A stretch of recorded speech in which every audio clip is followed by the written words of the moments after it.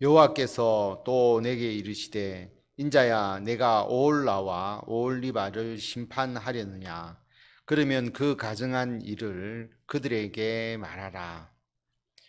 하나님께서 에스겔 선지자에게 오홀라와 오홀리바 우리 앞에서 두 자매 두 여인으로 비유를 했지만 실제 그 본 뜻은 북이스라엘 사마리아 북이스라엘과 예루살렘 남유다를 상징하는 것이었습니다. 그래서 그 오홀라와 오홀리바 북이스라엘 그리고 남유다를 하나님께서 심판하시겠다라고 하는 것을 말씀하시는 것이죠. 그래서 에스겔 선지자에게 너가 북이스라엘과 남유다를 심판하려느냐? 그러면 그들에게 그들이 어떤 가증한 일을 했는지를 알게 해 주어라 라고 말합니다. 그 말은 하나님께서 이들의 죄에 대해서 심판하시겠다. 그 죄에 대해서 하나님께서 낱낱이 알려주시는 그런 의미이죠. 37절에 보면 그들이 행음하였으며 피를 손에 묻혔으며 또 그 우상과 행음하며 내게 낳아준 자식들을 우상을 위하여 화제로 살랐으며 행음하였다라고 하는 거죠. 윤리적 도덕적인 타락 그리고 뿐만 아니라 영적 행음 우상 숭배이죠. 그리고 피를 손에 묻혔다. 사람을 학대했다라고 하는 것이고 이게 살인까지 이어지는 그런 폭력이 만연되어 있는 사회다라는 것을 하나님께서 지적하시고요. 우상과 행음했다. 우상 숭배죠. 우상을 위하여 화제로 살랐다. 자기 자식들을 그렇게 했다라고 하는 겁니다. 이것은 몰렉에게 우상 숭배할 때 행하는 의식을 하나님께서 이야기하는 것이고요. 이러한 우상 숭배와 그리고 약탈과 폭행이 만연되어 있는 그 남유다 그리고 이미 심판을 받았죠. 북이스라엘의 죄악에 대해서 하나님께서 말씀하시는 것입니다. 38절에 보면 이 외에도 그들이 내게 행한 것이 있나니 당일에 내 성소를 더럽히며 내 안식일을 범하였도다. 당일이라고 하는 것은 우상 숭배를 행한 날에 그들이 내 성소를 더럽혔다. 다시 말하면 이중적 신앙이죠.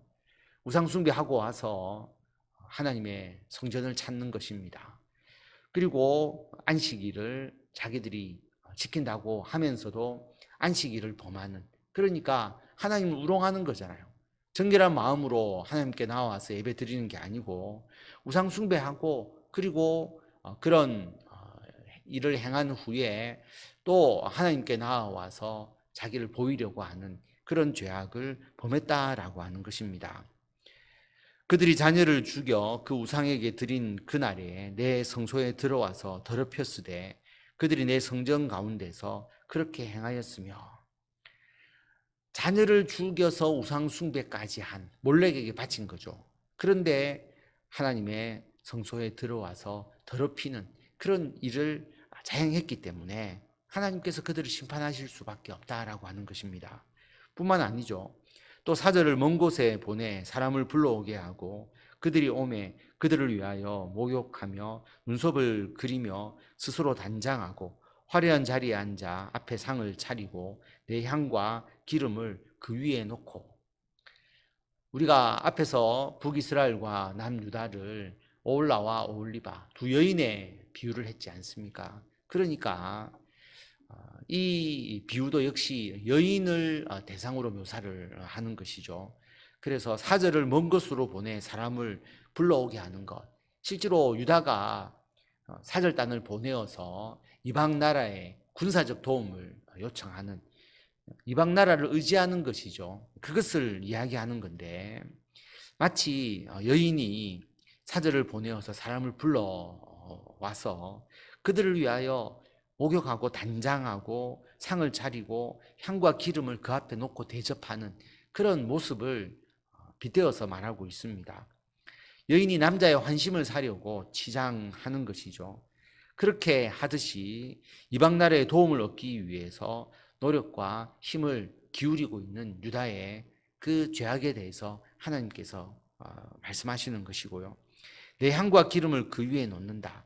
내 향과 기름이니까 하나님께 드려야 할 그 향과 기름을 그들을 위해서, 이방 나라를 위해서, 결국 이방 나라의 우상을 위해서 쓰는 유다의 잘못을 말하고 있습니다. 좋은 남녀 관계를 여기서 이야기하는 게 아닌 것을 우리가 알 수 있잖아요. 그러니까 이러한 우상 숭배가 마치 여인의 음행과 같은 그런 것의 의미를 가진다는 것을 말씀하고 있는 것입니다. 그 무리와 편히 짓거리고 즐겼으며 또 광야에서 잡류와 술 취한 사람을 청하여 오매 그들이 팔찌를 그 손목에 끼우고 아름다운 관을 그 머리에 씌웠도다.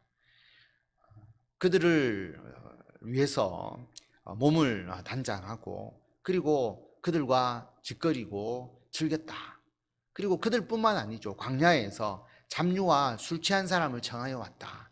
이것도 아수르, 바벨론 그런 이방 나라를 의지했던 그 나라를 이야기하는 것이고요. 그 사람들 청해 오니까 그 잡류 그리고 술 취한 사람이 그 여인을 위해서 팔찌도 주고 그리고 아름다운 관을 씌워줬다라고 하는 거죠. 여기에 이제 또 현혹되는 겁니다. 마치 중부에게 그 보석을 주고 그것을 단장시켜 주는 거죠. 그러니까 그런 것처럼 유다에게 이 아수르나 바벨론이 처음에는 마치 이익이 되는 것처럼 유다를 도와주는 것처럼 여인에게 장식품을 주는 것처럼 그렇게 어떤 이익을 주는 것처럼 그들에게 행동하는 것이죠. 거기에 현혹되어서 마치 이 강대국을 통해서 자기들의 유익이 생기는 것처럼 착각한 것입니다. 내가 음행으로 쇠한 여인을 가리켜 말하노라. 그가 그래도 그들과 피차 행음하는도다. 음행으로 쇠하게 된 여인 유다를 말하는 것이죠. 지금 멸망당할 위기에 있는 유다를 이야기하는 것입니다. 음행으로 우상 숭배로 인해서 그리고 이방 나라와의 그러한 관계를 통해서 지금 쇠퇴하고 나라가 멸망 직전에 있는 그 유다를 하나님께서 책망하고 계시는데 그들이 그래도 아직도 우상 숭배하고 이방 나라의 도움을 통해서 이 문제를 해결하려고 그렇게 하고 있다라고 하는 것입니다. 그래서 하나님께서 그들이 그에게 나오기를 기생에게 나옴같이 음란한 여인 오홀라와 오홀리바에게 나왔은즉 의인이 간통한 여자들을 재판함같이 재판하며 피를 흘린 여인을 재판함같이 재판하리니 그들은 간통한 여자들이요 또 피가 그 손에 묻었음이라. 그들 아수르 또는 이제 바벨론 주위의 이방 나라들을 이야기를 하죠. 그 이방 나라들이 결국은 이 음란한 여인과 음행을 했지만 그 뒤에 어떻게 되느냐라고 하는 것이죠. 오히려 하나님께서 그들을 도구로 삼아서 음행의 대상이 된 여인, 북이스라엘 그리고 남유다를 하나님께서 재판하시고 심판하신다라는 것을 말씀하고 있습니다. 그래서 45절에서 의인이 간통한 여자들을 재판함 같이, 간통한 여자들은 북이스라엘과 남유다를 의미하는 것이죠. 오홀라와 오홀리바. 그리고 의인은 사실 이제 바벨론이 이들을 심판하는데 바벨론이 의롭다라고 하는 것이 아니죠. 마치 의인이 음행한 여자를 재판하듯이 하나님께서 이 바벨론을 도구로 쓰셔서 이 남유다를 재판하신다라고 하는 것입니다. 왜 그러냐면 그 유다는 그리고 북이스라엘은 간통한 여자들이고 피가 그 손에 묻었다. 결국 하나님 앞에 불의를 행하고 우상 숭배를 했기 때문이다라고 하는 것을 말씀하고 있습니다. 주 여호와께서 이같이 말씀하셨느니라. 그들에게 무리를 올려보내 그들이 공포와 약탈을 당하게 하라. 하나님께서 유다를 심판하시는 것이죠. 바벨론을 도구로 삼아서 공포와 약탈을 경험하게 하십니다. 무리가 그들을 돌로 치며 칼로 죽이고 그 자녀도 죽이며 그 집들을 불사르리라. 이같이 내가 이 땅에서 음란을 그치게 한즉 모든 여인이 정신이 깨어 너희 음행을 본받지 아니하리라. 바벨론이 유다를 쳐서 거기에 있는 사람들을 돌로 치고 칼로 죽이고 자녀도 죽이고 그 집을 불사르는 일들이 있게 됩니다. 바벨론의 침략에 의해서 유다가 멸망을 당하게 되죠. 하나님께서 그들을 벌하시기 위한 목적, 거기만 있는 것이 아니라 하나님께서 이 땅에서 음란을 그치게 하겠다. 죄를 범하고 음행하고 영적인 음행, 우상 숭배를 행하고 사람들을 죽이고 약탈하는 그런 일들이 유다에서 일어나니까 하나님께서 그들을 바로잡기 위해서 바벨론을 통해서 그들을 심판하시고 그들뿐만 아니라 모든 여인이, 모든 나라, 모든 백성들이 정신이 깨어서 음행하지 않도록 하나님께서 그들을 본보기로 삼으시는 것입니다. 그들이 너희 음란으로 너희에게 봉응한즉 너희가 모든 우상을 위하였던 죄를 담당할지라.